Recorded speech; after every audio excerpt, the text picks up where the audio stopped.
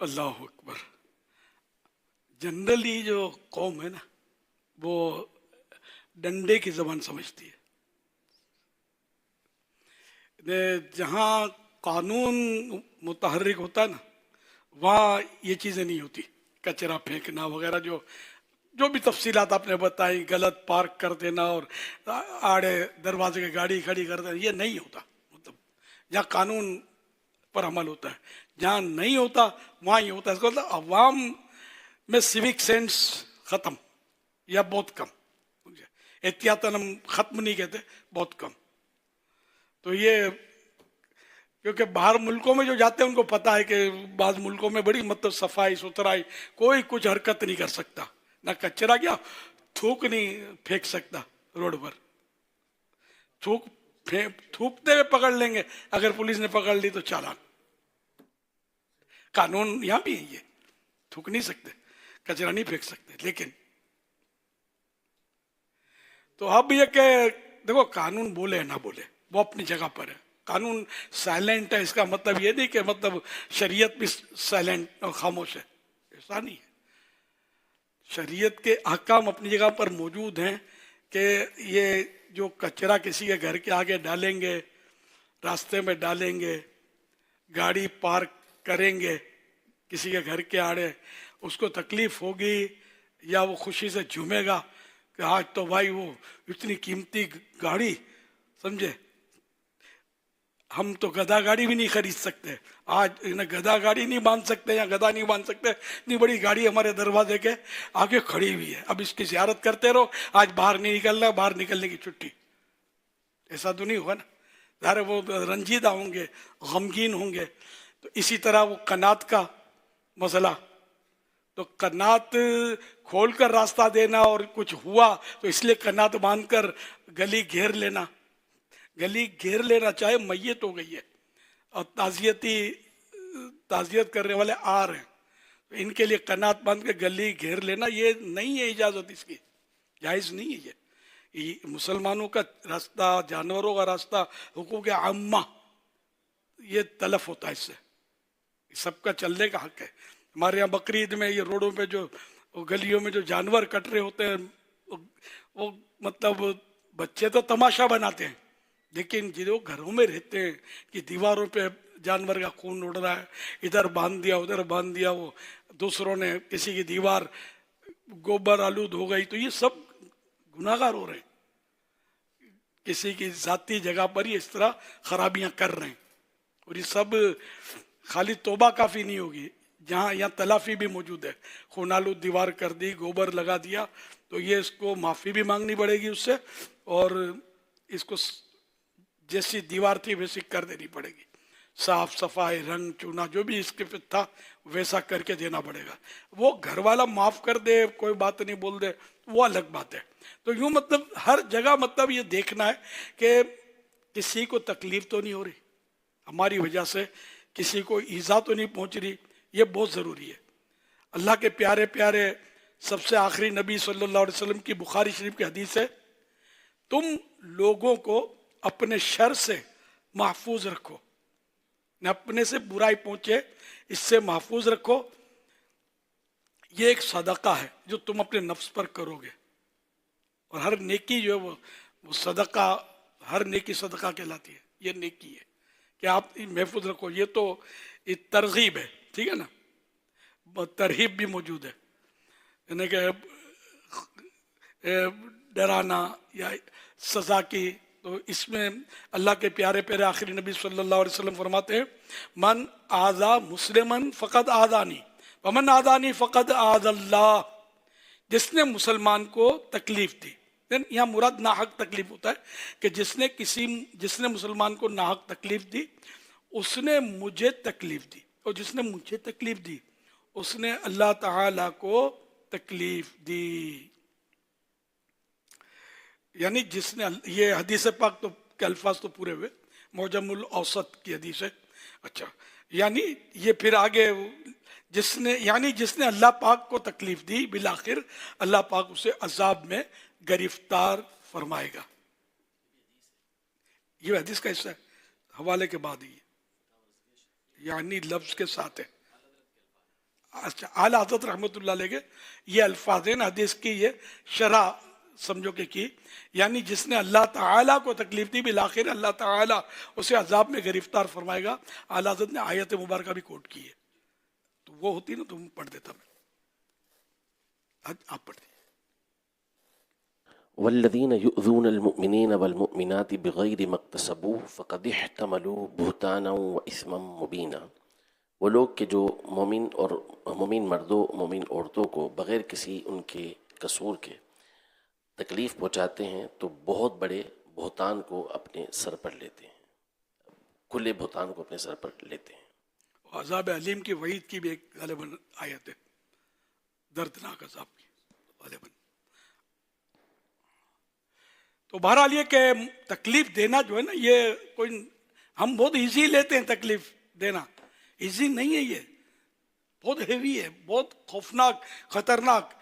कि एक मुसलमान को क्या, जानवर को भी हमने नाक तकलीफ दी तब भी मतलब आखिरत में पकड़ है। हजरत सैयदना फुज़ैल बिन इयास रहमतुल्लाह अलैह फरमाते हैं, कुत्ते और सुअर को भी नाहक ईजा देना हलाल नहीं, तो मोमिनीन और मोमिनात यानी मुसलमानों को ईजा देना, तकलीफ देना किस कदर बदतरीन जुर्म है। ये तफसीर मदारिक का हवाला है, सूरतुल अहज़ाब तहतुल आया 58 और सफ़ा नंबर 950। तो यूँ किसी को भी तकलीफ नहीं देनी। तकलीफ देना ये हमें राहत नहीं पहुंचा सकते, तो तकलीफ तो नहीं दे, बल्कि मैं तो कहता रहता हूँ कि राहत पहुंचाए। हमारे ज़रिए जितना जितना हो सके हम लोगों को राहत पहुंचाए। राहत पहुंचाने के तरीके ये नहीं कि हम उसको नोट दें तो राहत, तो ही राहत पहुंचेगी। बहुत तरीके हैं, मुस्कुरा कर देखेंगे तब भी राहत पहुंचेगी। कि मुसलमान के आगे सामने मुस्कुराना भी सदका है। मुसलमान की कोई यानी कि ऐसी चीज़, जैसे तालिब इल्म माशाल्लाह जमा है, तो किसी को हदीस शरीफ समझ नहीं आ रही है, पढ़ी नहीं जा रही, अरबी मतन पढ़ा नहीं जा रहा, तो वो उसको पढ़ने में मदद कर देगा। ये भी राहत पहुंचानी है ना उसको, उसकी मदद है, ये कार्य सबब।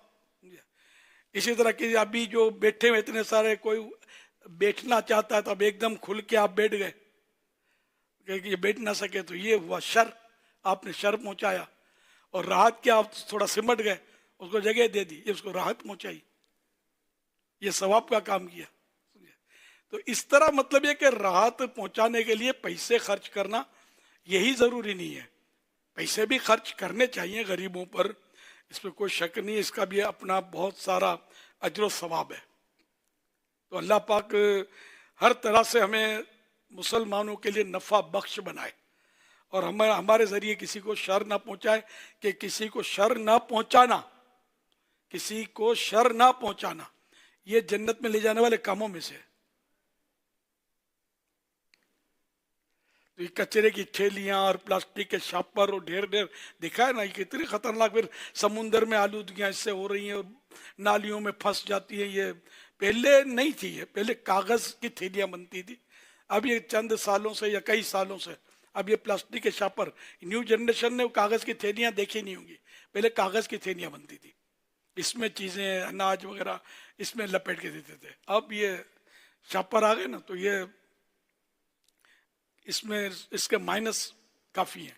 इस तरह जो फेंक देते ना, अब भी कई जगहों पर कागज की थैली के कानून है। अच्छा, कानून है। हाँ, कानून भी है कि आप कागज की थैली देंगे, प्लास्टिक की थैली देने के ताल्लुक से अगर जैसे कानून वो आपने कहा ना कानून हरकत में आता है, इस तरह की कोई चीज़ चलती है ना, तो फिर एक ऑपरेशन शुरू हो जाता है और फिर प्लास्टिक की थैलियाँ या पॉलीथीन की थैलियाँ वगैरह पे निकलती हैं और फिर कागज़ की थैलियाँ आना शुरू हो जाती हैं।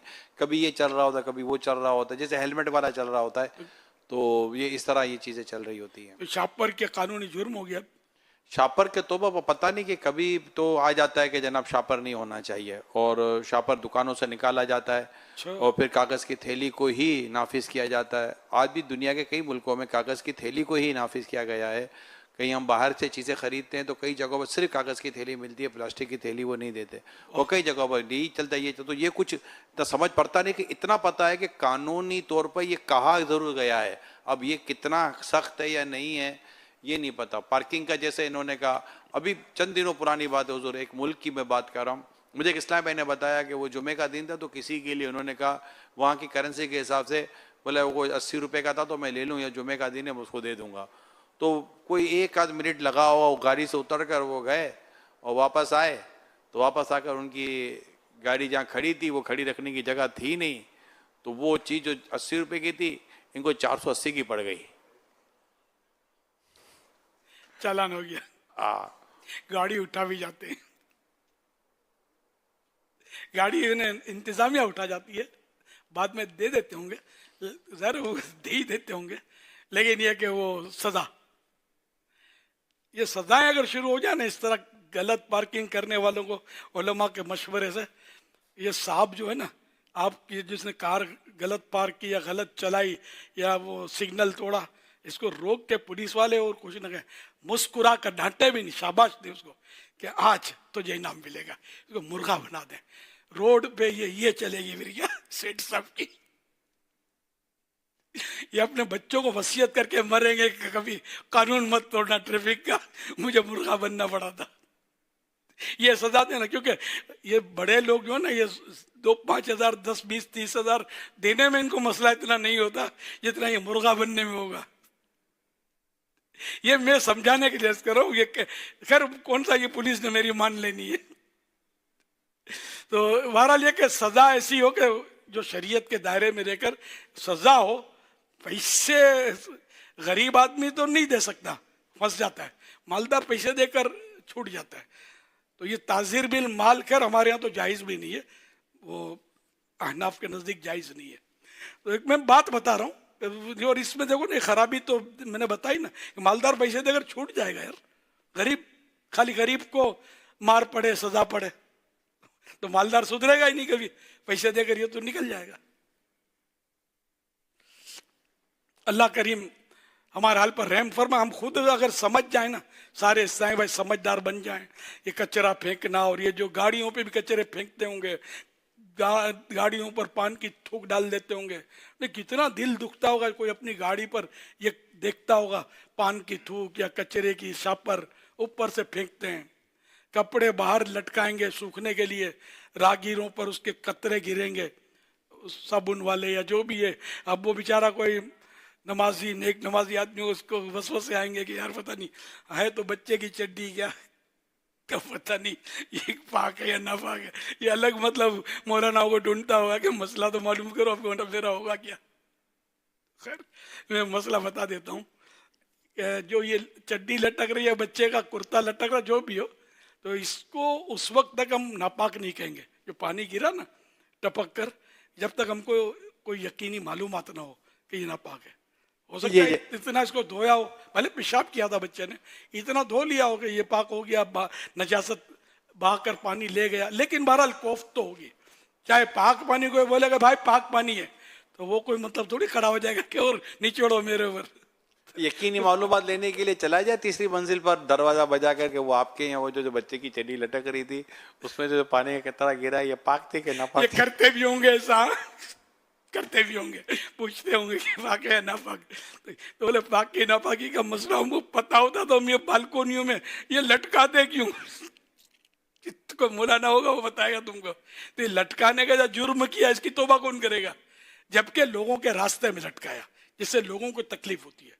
हाँ कोई ऐसी जगह है कि अपने ही घर की बालकोनी और ऊपर अपना ग्राउंड, अंदर जो बारादरी बनी होती है और किसी को तकलीफ नहीं होगी, उसकी बात नहीं कर रहा मैं। जनरली मतलब रोडों गलियां होती हैं, गलियों से लोग गुजर रहे होते हैं, पानी टपक रहा है। हुजूर बाहर के मुल्कों में आपने बालकनी के बाहर, गैलरी के बाहर रस्सियां देखी नहीं होंगी कि बाहर लटे, अंदर में एंगल होते हैं, अंदर ही में सारा निजाम होता है। अपने घर के अंदर, अपनी गैलरी के अंदर ऊपर छत होती है और वहीं पर कपड़े सुखा दिए जाते हैं, बाहर की तरफ रस्सियां तसव्वुर नहीं है, नहीं। बल्कि बारिश के परनाले नहीं है। जी हाँ, नहीं है। बारिश के परनाले हमारे यहाँ है ना, तो बारिश होती है परनाला धर करके, बच्चे तो मौज करते होते हैं, लेकिन कोई मुहज्जब आदमी को गुजरेगा और दर करके पानी गिरा उस पर, तो उसकी जो बेचारे की हालत होती होगी, तो इधर बच के निकलेगा तो उधर दर करके गिरेगा। अब जाए तो जाए कहाँ, मदीने में इस तरह नहीं है अंदाज। तो ये मतलब नहीं है। बाहर मुल्कों में जो पानी की निकासी का तरीका है ना, वो छत पर ही वो नाली बनी होती है, वो सुराख बनाकर जाली लगाकर, फिर उसमें पाइप होता है, वो डायरेक्ट सीवरेज के अंदर बारिश का पानी इस तरह निकासी होती है। हमारी तरह नहीं कि पाइप लगाते भी तो पानी तो गली में बह रहा होता है।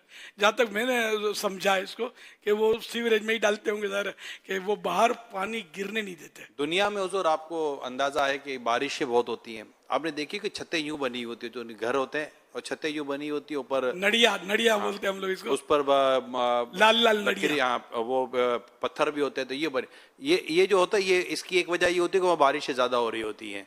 तो ये पानी आया तो ये जहाँ ये खत्म होती है ना, वहां पर बाकायदा एक कटोरियां बनी हुई होती हैं, उसकी पत्थर की वगैरह, आप जो भी बोले, स्टील की, वो बनी हुई होती है। और उनका रुख जो है ना वो पाइप की तरफ होता है। वहां से सारा पाइप के जरिए पानी जमीन पर या सेवरेज के अंदर जा रहा होता है। ये जमीन पर यूं गलियों के अंदर जो पानी का आने का जो निज़ाम है ना, ये बहुत कम जगहों पर नजर आएगा। हमारे तरह कुछ ममालिक होंगे जहां पर ये अभी चल रहा होगा, अदरवाइज दुनिया भर में इस तरह हो नहीं रहा होता। रोड मैंने देखे, कोलंबो में देखे थे मैंने रोड, कि वो यूं, कोलंबो में रोड भी यूं, नहीं कब्र की यादें। बास जगह इसने नोट किया है मैंने कि ये साइडों पे बस वो नाली टाइप का ढलान, स्लोप बने मतलब हुए। स्लोप। हाँ, बारिश वहाँ बहुत होती है ना, तो ये पानी खड़ा नहीं रहेगा पानी। हमारे यहाँ तो बारिश जो बरसे तो फिर ये तो बरस के थम जाती है, लेकिन जो गलियां, फिर जो मच्छर प्रोडक्शन और जरासीम का कारखाना जो लगा हुआ होता है ना चारों तरफ, फिर कीचड़, तो बस बहुत आजमाइशें होती है बाज़ इलाकों में। खुले गटर हो तो गाड़ियां गिर वो जाती हैं, अलग, लोग खुले गिर जाते गटर, हैं। गड्ढे, हाँ। लेकिन कोई खुदा तरस ऐसे भी होते हैं, कुछ ना कुछ रख देते जी हैं। हाँ। अब ये रखते हैं, इंतजामिया वाले भी हो सकता है रखते होंगे, डंडा गाड़ देते होंगे, बड़ा सा पत्थर रख देते होंगे। तो ये हमारे यहाँ तो अगर गटर के ढक्कने भी लोग चुरा लेते हैं। गटर का ढक्कन कहाँ गया? चोरी हो गया, और कहाँ गया? और कौन ले जाएगा यार? ढक्कन तो ढका जाता है ना उसका, फिर वो उठा के ले जाते हैं।